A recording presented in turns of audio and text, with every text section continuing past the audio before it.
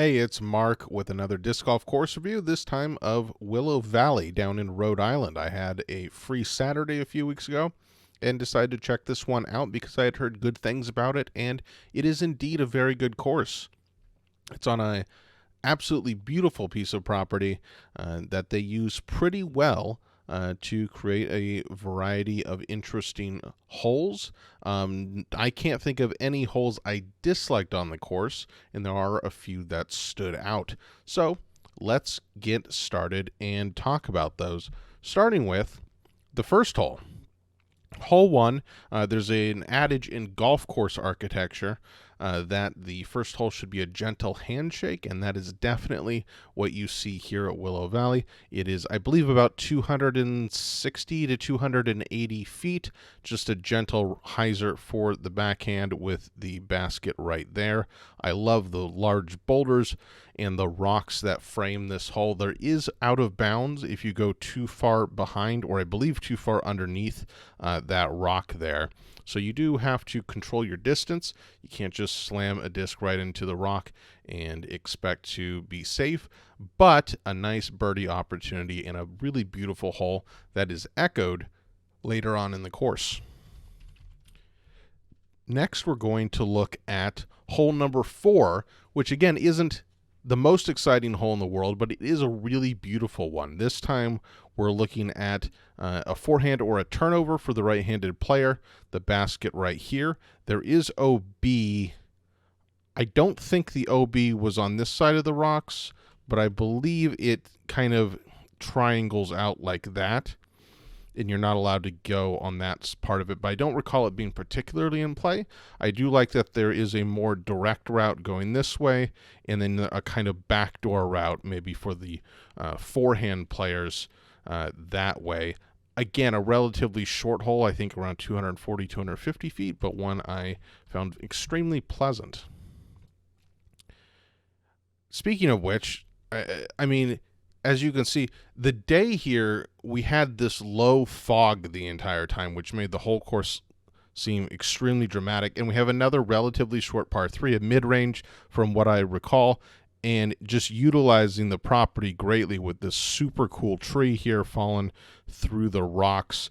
I think it's fantastic. There's a window that you have to hit here to get to the basket. Again, nothing super exciting architecturally, but it's about using the features of the property that you have well, and Willow Valley does that for sure. This is hole 6. Hole 8 is interesting as you have a nice split fairway on a hyzer hole for the right-handed players.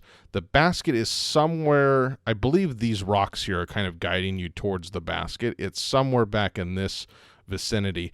And you have two options, right? You have this direct route straight through that has both a low window and is a more narrow gap than this wider gap out here. But if you do the wider gap, you've really got to swing it out wide. You've got this tree, and I think to a lesser extent that tree to watch out for if you push it too far. So it's a really nice 2 pathways par 3 that works really well. It presents the more direct route as the more challenging one, but potentially the most rewarding. Hole 14 is my favorite hole on the course. It is one of the few par 4s. There are a couple of them. And I wish I had taken a second picture from the fairway because, as you can see, the drive looks pretty straightforward. One thing to note is that this hill here is far more dramatic in person than is indicated in the picture. It's a pretty big climb to get up to the top. And what you'll see at the top, the basket is somewhere in this direction. But what you'll find is that there's a road, like an access road, that runs in front of this tree here, I believe, and kind of curves like that. And anything in that road and beyond is out of bounds. And so what it sets up is if you hit your drive long and straight. Now, if you're too long, you go out of bounds from your drive, but that's not going to be accessible, from what I remember, to amateur players like me. But if you go straight, your pathway to the basket on the next shot is going around, I believe, this clump of trees here to the right. And you have a fairly, I'd say, moderate gap to get through, but you're throwing entirely over out of bounds. However, if you do a big left shaping shot here to get as far left as possible, you have a much straighter, more straightforward, open approach to the basket that doesn't go over OB at all. There will be OB on the right if you miss right, but what you're going to have is a longer approach that's more open, or you can try to cut off more distance on the drive and have the shorter approach that is a little bit more treacherous. I think it's a really nicely designed hole. I ended up going kind of short and straight and had a very difficult approach, and I'd wish I could have played the hole again because it presents a really nice, solid risk-reward scenario there. We've got hole 16. This is a picture from the fairway, another par 4. The drive, you're hitting a moderately sized gap and trying to, again, sweep left to the landing zone where we're at here. I'm probably about 300 feet just at the start of the landing zone. You kind of throw it over a field and then go back into the woods here. And the picture doesn't really convey how narrow this is. I think if you're just a few feet over here, this gap is pretty small, especially with some of the trees over here. There's obviously this center gap, and then there's a third gap around the outside, but there's lots of trees overhanging. You can see a little bit with this branch here that can get in your way. So if you have the power, you can kind of crash down into this. And ideally, you push past these kind of gap trees, these guardian trees here, and if you were able to push your drive 380, 400 out into this area here, you're looking really good. But that's going to be a tough shot. That's a power hyzer because you have to push the disc left and you have to get through all of this and the low ceiling and all that. So what you're trying to do is just set up as good of an open approach as you can. And I think there's two ways to do that. I found myself in a somewhat uncomfortable position here, and if I was 10 feet or 20 feet further back, I feel like I'd have a better shot. I would have felt more comfortable hitting the gaps that I needed to. Or if you're, of course, right up against the trees, then the trees don't constitute that difficult of a gap either. So it's about really nailing the placement on your drive, and then it's just a matter of getting past these guardian trees up here to get access to the basket. Hole 17, the next hole, I wish I had taken a picture of, but I was working my way past this group here to finish out the course. They were kind enough to let me through. It's a really fascinating throw where you're trying to hit a gap again to get to this landing area that's almost this like creek that's going through the rocks, and then you turn right and you go up a hill, a rocky hill, to get to the basket. Really beautiful hole.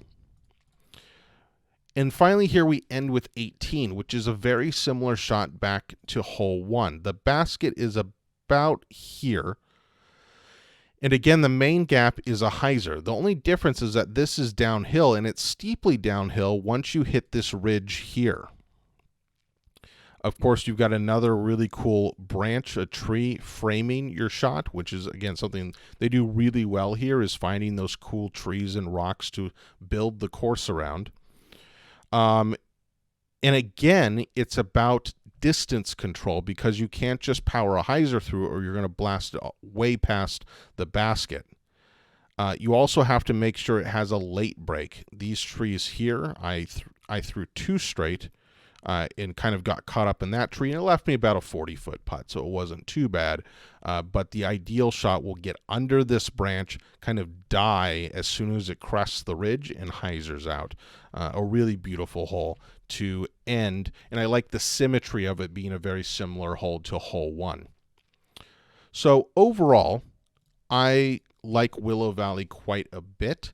I think it's a beautiful course. Again, the property is used very well. And it's going to be, honestly, one of my favorite courses that I've played in New England. It's not at the level of Maple Hill, but it's solidly in that second tier below Maple Hill, where I might put it up against courses like Borderlands or Clement. I think to improve on it, I would love to see some of the holes expanded into more interesting par fours. There is a par five. I didn't find it. It seemed like a kind of under construction. It was kind of a strange hole, and I think if they expanded it a bit more and found more strategic questions to ask rather than just hit this gap, I think there would be more interesting holes to talk about. But a lovely day in the woods. I really enjoyed it there. Fantastic piece of property. If you are in the area, I would definitely recommend checking it out. I'm going to give it 3.5 stars out of 5. Just make sure you bring cash because it is a cash-only payment. I had to go and find an ATM, which wasn't particularly close to pay for my round.